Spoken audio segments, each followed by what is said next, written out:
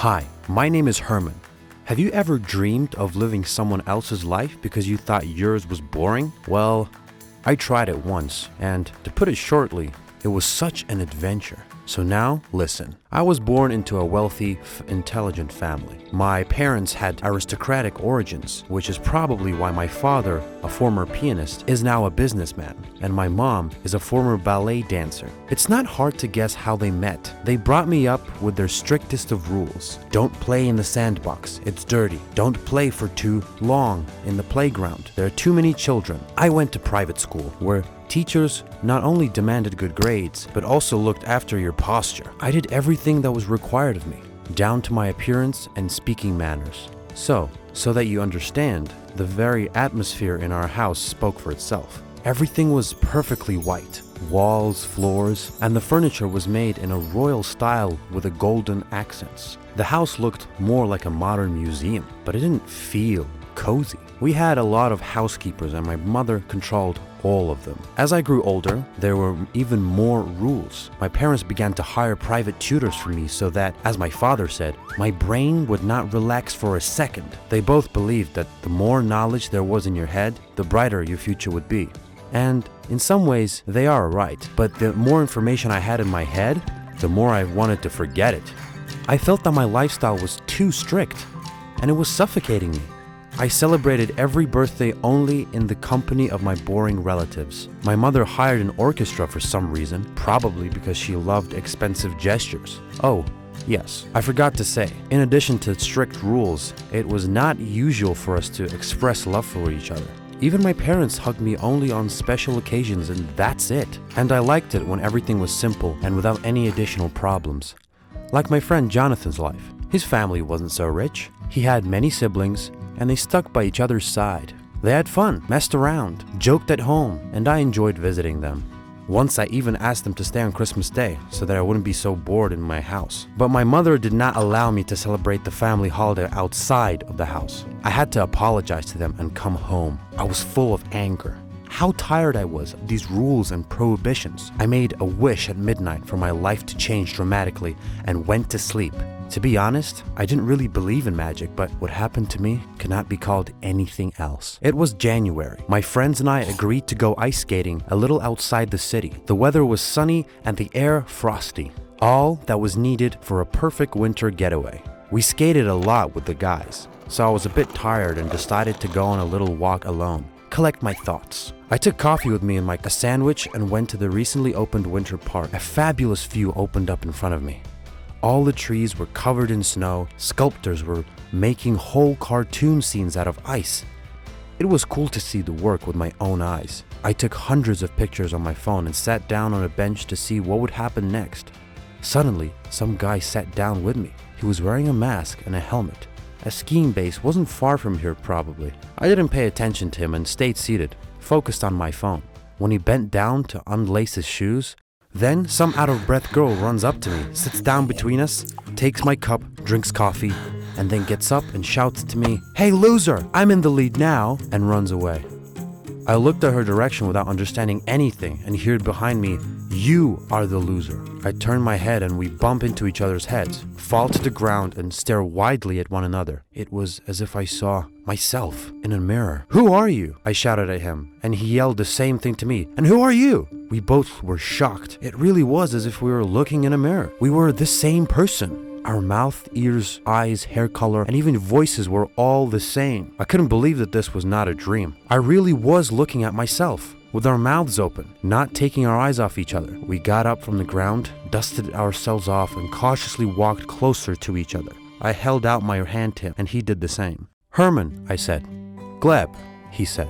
That was incredible. We were like clones, exact copies of each other. I had a lot of questions in my head because it's not every day that you can meet your twin on the street. And for a long time, we could not calm down. And then we talked. We exchanged phones and agreed to meet in the city in a cafe. I didn't tell anyone about our meeting, as I wanted to find out everything myself first. In short, it turns out that Gleb's life was not the same as mine. He didn't know who his parents were or where they were from, but he grew up in a foster family among 5 brothers and sisters, and one of whom was the girl who took the coffee from me. Gleb knew what it means to have no money. what it's like to not be able to buy something. To not be able to buy something, what it means to share any last thing of something with your loved ones. These feelings were alien to me because I was never in need of anything. And only when I met him, I realized this. We didn't understand why we were alike, but I had the idea to take advantage of the opportunity. I suggested that Gleb and I switch lives. I wanted to feel freedom for myself, something simple and carefree. But he was also interested in a secured life full of money. We agreed to meet this week in the park, briefly introduced ourselves, and went separate ways into our new lives. I knocked on the door of a small house in a middle-class neighborhood. I walked in, and delicious smell of dinner hit my nose. With my eyes, I roughly determined who everyone was, found my new parents, following the layout of the house, found my room, laid out my belongings, and a Gleb's photo on the wall caught my attention. Almost all of his life could be read in his eyes in that picture. I saw they were all very friendly with one another. "Gleb, dinner's ready," someone's voice shouted. I went downstairs, sat down at the table. For dinner, we had baked potatoes, fish, and salad. Modest and filling. I gladly filled my plate and asked where the knife was, and they looked at me like I was an idiot. "What kind of knife?" asked Gleb's mother. I looked around and saw that everyone was eating almost with their hands, and I screamed inside. I laughed it off somehow, lowered my head, and ate in silence. After dinner, I thanked everyone for the company, got up and got ready to go into the bedroom. They looked at me again like I was an idiot. Yes, apparently there is no thanks. "And the dishes?" asked the girl who stole my coffee. I thought, what about them? "Today's your turn to do them," she said. Suddenly, everyone got up and left the table, and I was left alone with a mountain of dirty dishes, not knowing how to collect it, where to put it, and how to wash it. Shivers ran through my body. I somehow figured it all out, and it seemed like I've done a good job. That girl came up to me and asked if everything was all right. I shook my head, assuring her that everything was good. I nodded my head, assuring her that everything was good. And then she told me that she was waiting for me on the street in 5 minutes. I was intrigued. Went out to her. We went to the backyard and she handed me a cigarette. I lit a cigarette with her. She asked what I was doing and where I was. And all of a sudden, "Where is Gleb?" she asked. I got lost for a second and didn't know how to react. Tried to say as naturally as possible that it was me. But she shouted, "He does not smoke," she said. "Do you think I didn't notice that you were behaving strangely? Others may not have noticed, but we are very close with him." I realized that I couldn't lie and confessed. Natalie, or Nada, promised to keep a secret for the sake of our experiment and promised to help. I felt relieved. She told me in more detail the rules in the house, what is accepted and what is not. She told me about each member of the family. Sometimes the three of us met together with Gleb to share news, but I didn't want to go home at all. I was interested in this new life. Believe it or not, we lived in this for almost 2 months. My parents did not notice anything special about the new me because the tutors spent time with me more than they ever did. Gleb turned out to be a smart guy with a great eagerness to study. During this time, he managed not only to get higher grades in all my classes, but he also enjoyed visiting theaters with my mother, quickly learned to use a knife with a fork, and even found common interests with my father. I didn't even know that I could talk to him about something. In the meantime, I was enjoying the life among a bunch of people without any special restrictions, rules, and constant instruction. The only thing that I sometimes lacked was money. A couple more months passed. I have finally gotten used to this new environment. My mom's birthday was approaching.